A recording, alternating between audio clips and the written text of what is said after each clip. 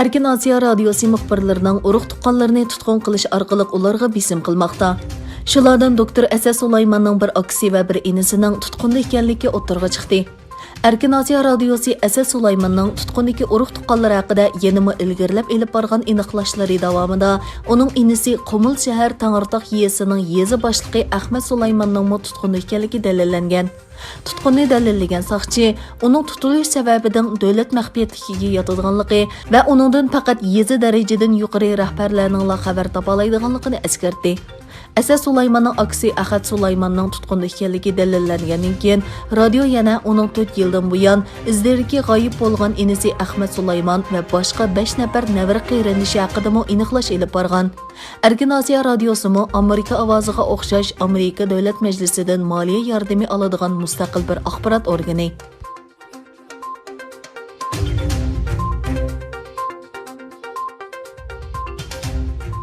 Birleşken Dövlətlər Təşkilatı baş ştabida o'tkazilgan irqiy kamsitishni yo'qotish xalqaro kunida so'z qilgan Amerikaning Birleşken Dövlətlər Təşkilatidagi doimiy vakili Linda Thomas Greenfield qulluq va irqchilikning dunyoning har qaysi joylarida ilham yuz berayotganligini bayon qildi.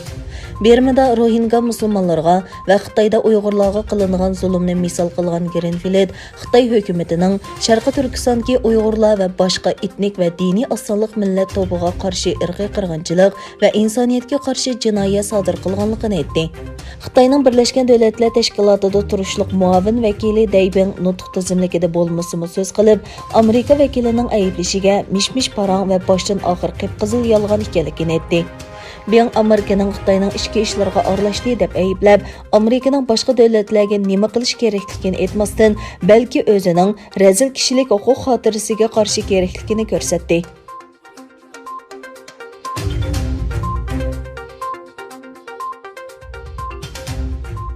Fransiya Xalqaro radiosining xabariga qaraganda, Yevropa İttifoqining Sharqi Turkiston ziyorati Uyg'ur vijdon mahbusi Ilhom To'xti qamalgan turmini ziyorat qilish talabi sababidan to'silib qolgan.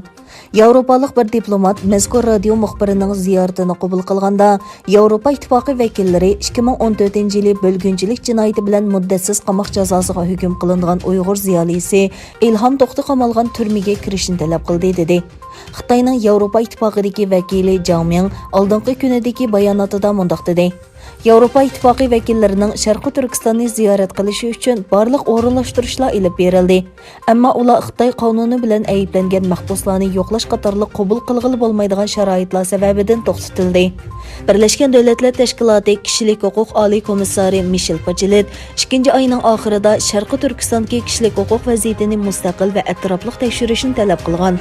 Undan keyin Xitoy tashqi ishlar ministri Wang Yi Michel Bacheletni 7 mart rayonni ziyorat qilishga taklif qilgan.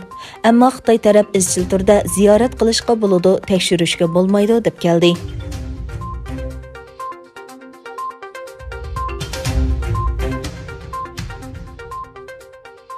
Xitoyning Sharqi Turkistondagi majburiy bola tushirish va xohlagancha qo'lga ilish jazo lagerlari, bosqinchilik jinoyati, majburiy emgak, qiynash va irqiy qirg'inchilik qilmishlari xalqaro jamiyatning diqqatini qo'zg'amoqda.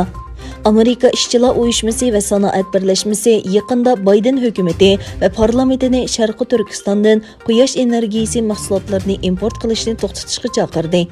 Reuters agentligining xabar qilishicha, yaqinda Amerika Emgakchilar birlashmasi va sanoat tashkiloti majlisining raisi Richard Trumpga Amerika tashqi ishlar ministri Antony Blinken va Amerika prezidenti Joe Bidenning davlat bexatarlik ishlari maslahatchisi Jang Sullivanga maktub yo'llab, Amerika hukumati va davlat majlisining Uyg'ur diyoridan import qilinayotgan quyosh energiyasi taxtasini man'iy qilishni talab qilgan.